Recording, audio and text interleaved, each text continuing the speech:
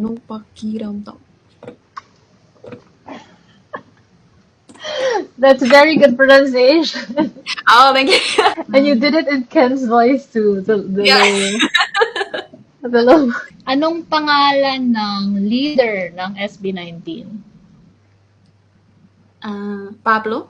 Ano ang debut song ng SB19?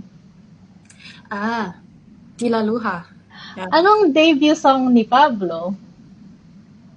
Debut song ni Pablo? La Luna. Anong latest album ng SB19? Simula at Wakas. Kailan ang next concert ng SB19?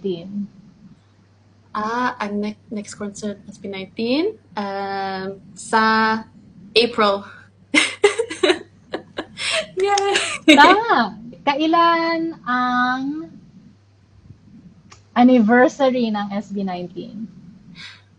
Sa October. Sino ang singer ng Room? Si Stel. Sino ang Bisaya sa SB19? Si Ken.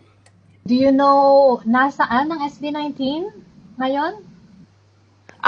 Ngayon, nasa Cebu, I think. I don't know actually. I know recently they were in Cebu. Sige, let's use my stuff here. Okay. Oh, kanino ito? Kay Josh.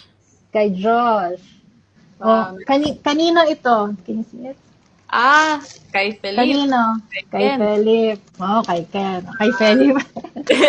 Sige. I have this one too. 7-6. Kaninong issue ito? Kay Justin. Kay Justin. Sige. Pogi. Oo. Bakit ka nag-aaral ng Tagalog?